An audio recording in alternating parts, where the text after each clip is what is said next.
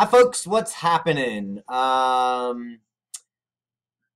We are essentially entering into Chapter 4, Section 4. What is socialization?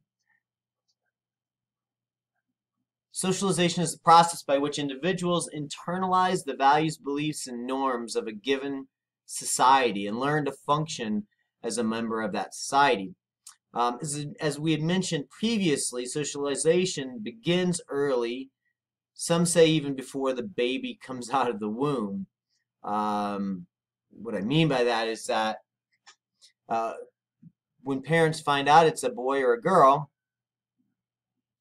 they set up the room that the boy or the girl is going to stay in the fashion of what a boy and a girl would want to be.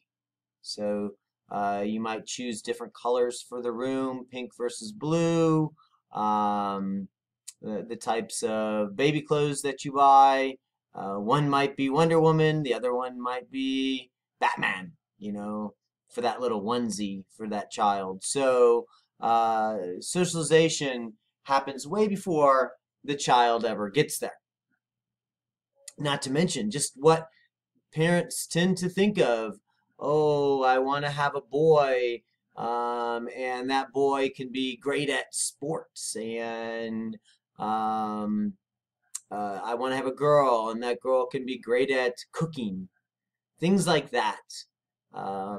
The gender roles that go along with how we socialize individuals in society to become who they are.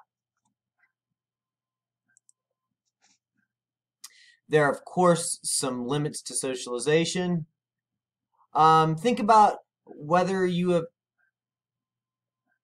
ever been compared to a relative.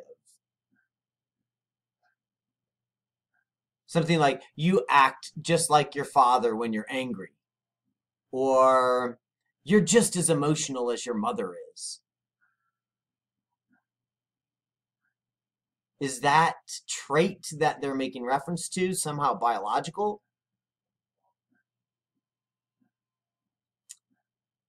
So socialization cannot explain everything,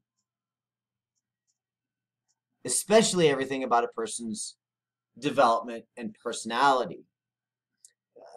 Biology is very important, but it's a biological and social combination of interactions that make us who we are. We have to remember that. And in many respects, the social component is probably stronger than, is most likely stronger than the biological component.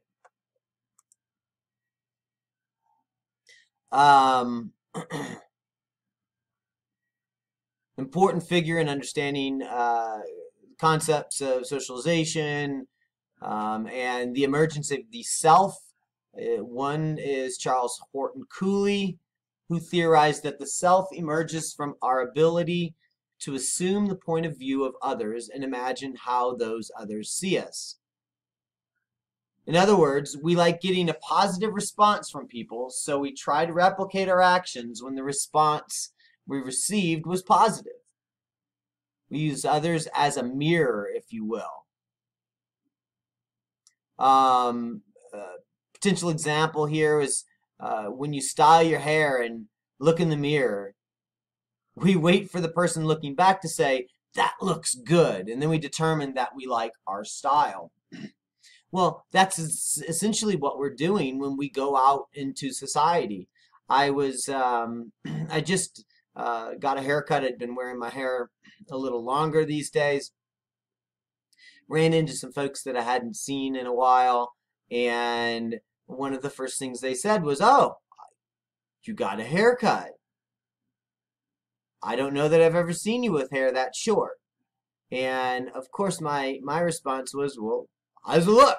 Does it look good? Does it look bad? If it looks bad, well, maybe I should rethink." But actually, I don't care as much about how people think about my hair. I am who I am, and my friends like me whether I have short hair or long hair. So socialization and what others think only works so much on adults that are really far along in their own self-development, and they become set in their ways, and the responses of others are not near as important as they were when you were younger. George Herbert Mead is another important character here. Mead develops a theory about how the social self develops over the course of the childhood.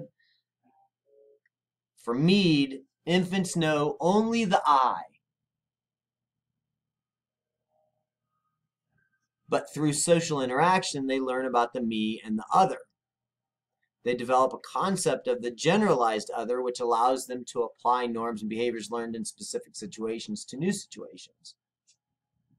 This idea of the generalized other is it's a social construct, kind of like an ideal type that you use to try and understand what others may think of what you're doing.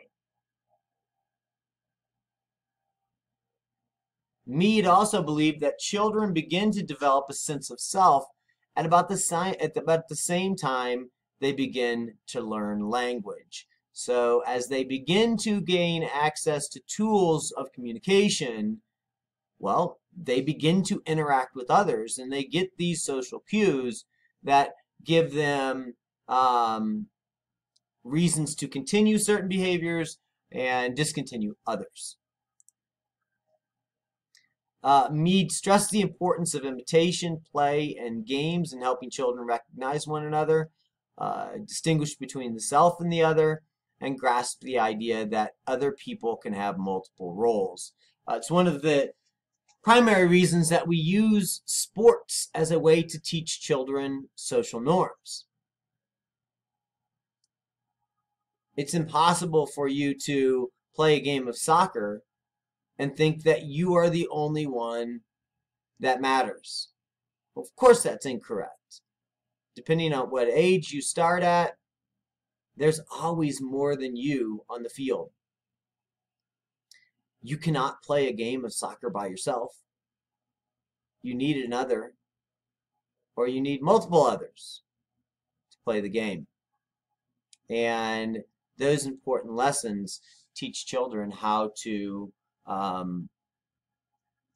interact with others in their society. Erik Erikson's another important sociological figure. He established a theory of psychosocial development that identifies 8 stages that span a person's lifetime.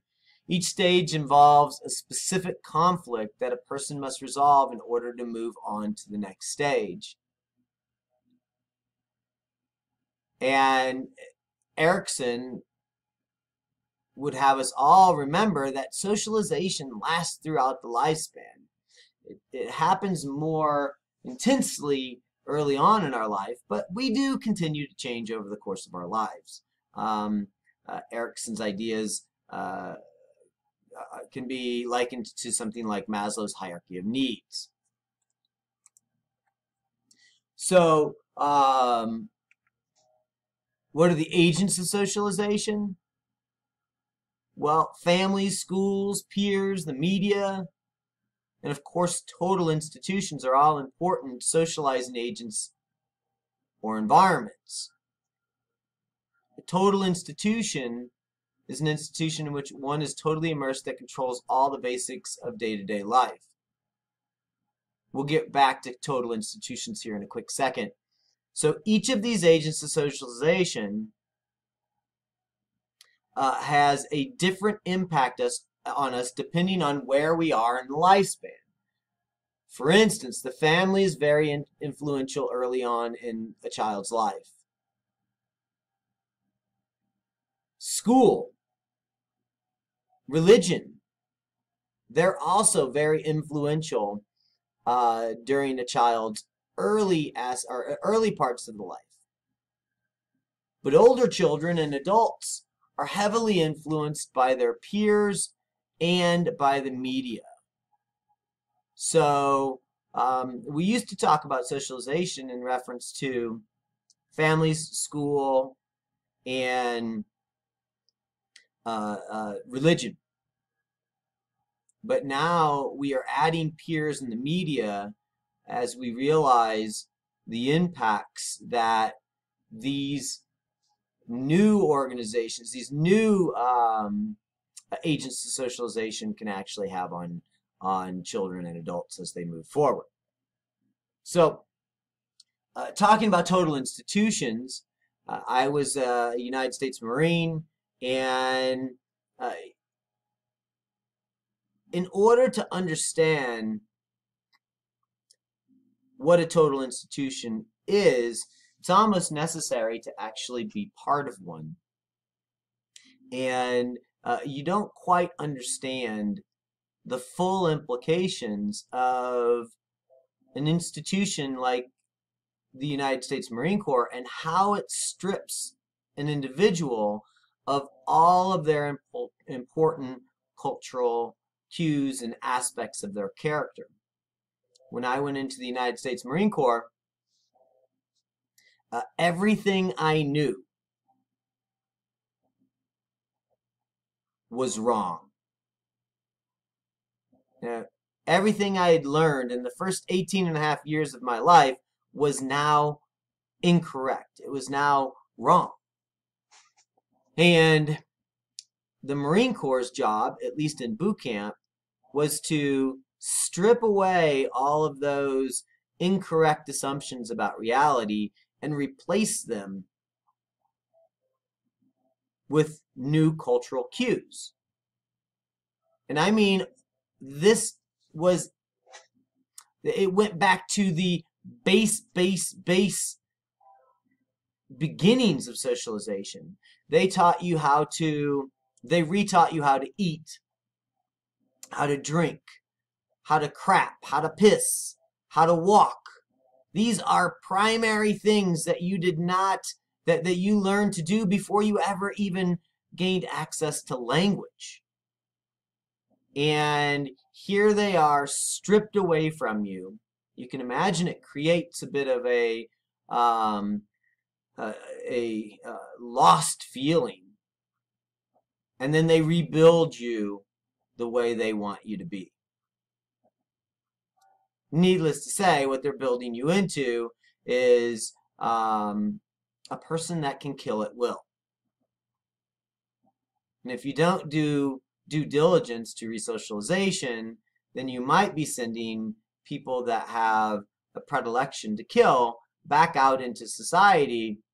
And not that all of them will engage in violent behavior, but they might be more willing to engage in violent behavior as they move forward. Resocialization, or a change in values, beliefs, or norms through an intense social process. This happens when you go into the armed services. This happens when you go into prison. These are two examples of total institutions. It also happens when you might get new jobs. It's not going to be near as severe. What we don't do a good job of is resocializing these individuals as they come out of the military, as they come out of prison. And it makes them less likely to be successful when they come back to a social setting that they don't understand the culture. Creates what we have referred to in the past as culture shock.